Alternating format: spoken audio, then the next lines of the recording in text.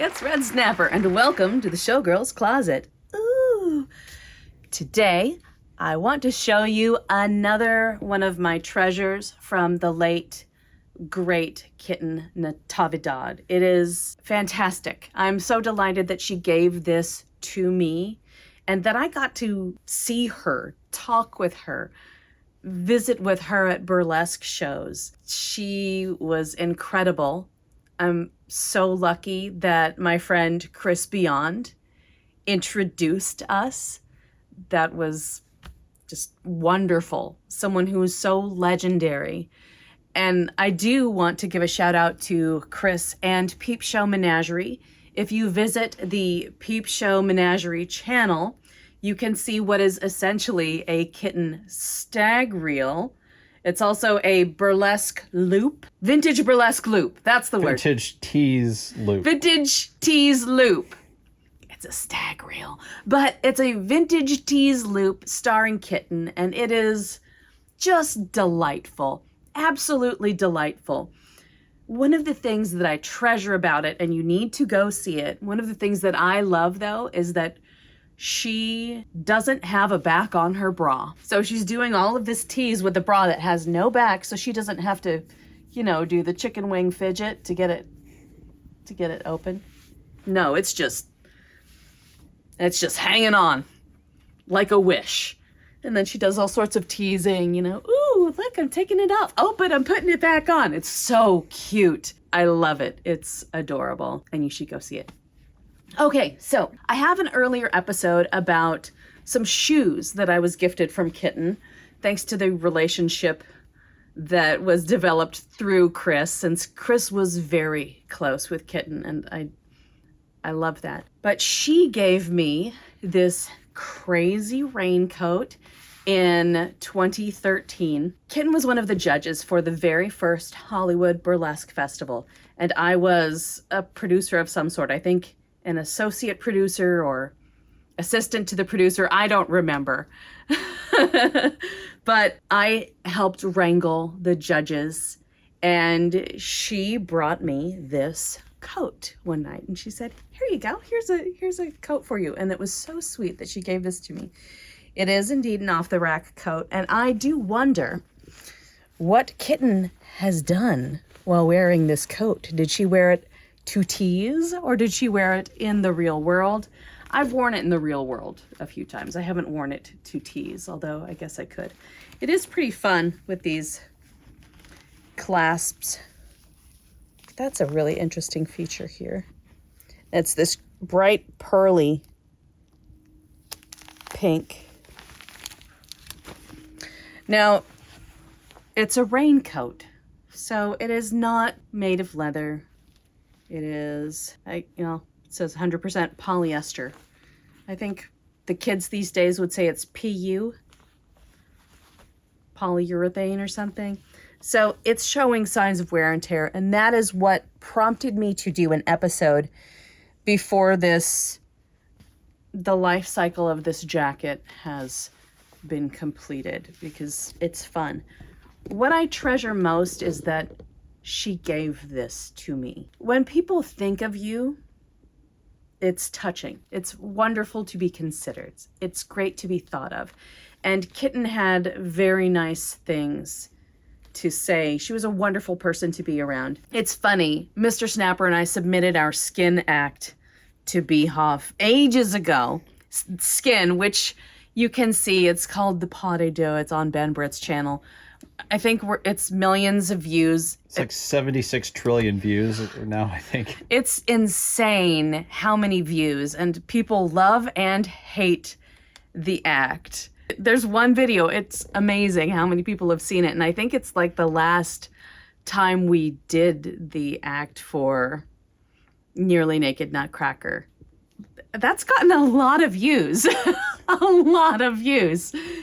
Anyway, BHOF said, suck it, we don't want your act. But they said it politely, right? They said, thank you, you can suck it, we don't want your act. And she was surprised because she'd seen the act. And she was like, oh, I'm so surprised that they didn't want the act. But they didn't, and it's okay. A lot of people on YouTube have really enjoyed that act. So we're good. It's fine. It's fine, BHOF. It's fine. You do you, boo. So the jacket. Standard trench, fun buckles. I would consider using this for a burlesque act.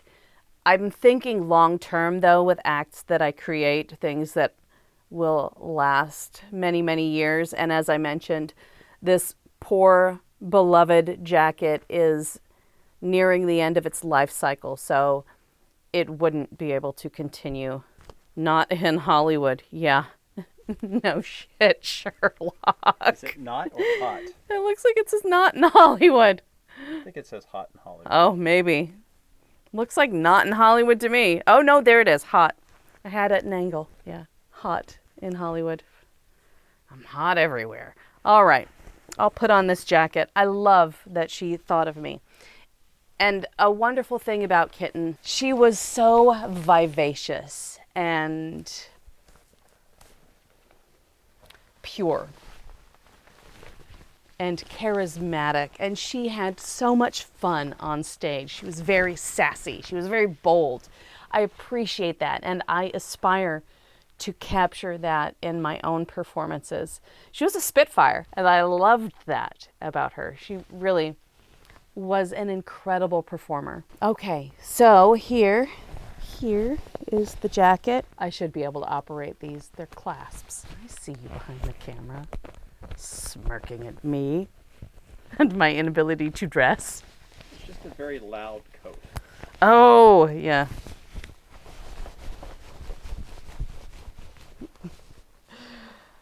Okay, yeah, it is a loud coat.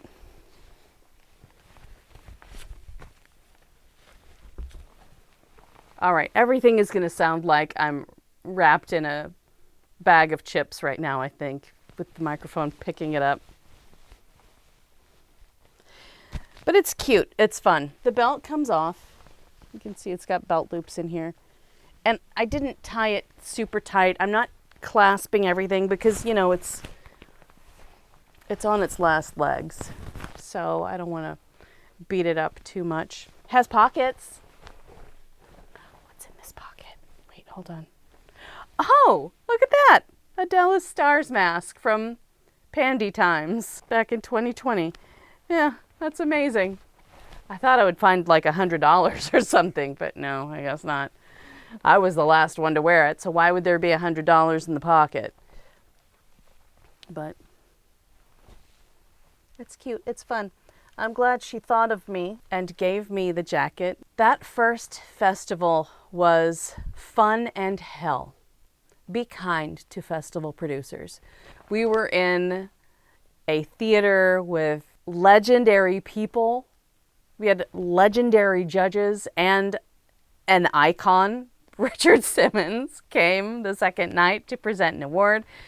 It was a big thing, and we had people coming from all over, and this theater was great, and then it wasn't, and they failed us. The theater owner failed us, and the bathrooms broke. So we were like speeding to get through the intermission and like, let's just keep rolling with the show because the bathrooms were broken and that was going to be a mess. And dear sweet Uncle Dickie had to use the loo. So he got escorted to the restaurant next door to use their bathroom because the one in the theater that we had paid so much money for was broken. And those application fees when you do burlesque festivals, those help pay for things like the theater. Ideally one where the bathroom does not break the second night of the show, but that helps to pay for that. And that was such an adventure. Lily von Stupp had to endure the most adventurous parts of it, but since I was producer of sorts, I was on the team from the beginning. We were trying to keep the show on the road. It was just crazy. Crazy stuff. Festival fun. There are stories that we don't know from festival producers, from other festivals. Like, there's so much that goes on In order to put on something of that magnitude. It's crazy. I wish people luck when they're producing burlesque festivals. Anyway, back to the coat. Back to the coat. It's pretty. It gives a nice glow, too. Look at that, the way the light reflects up. I'm glowing, and it's not a hot flash. Oh, it's lovely. It's really nice. I love that I have this. I appreciate it so much. I appreciate Kitten so much. Wonderful human being. Incredible performer. And an absolute treasure in the world of burlesque and striptease. Please go watch that video on the Peepshow Menagerie page. It is just amazing. There's a link in the show description, so you can click over after you finish this video, click over and go watch it, and then come back and tell me in the comments how amazing it was. Show some kitten love in the comments here and there, because what a fantastic human being. Be sure to like, subscribe, boop that bell for notifications, and you'll see me next time. Bye.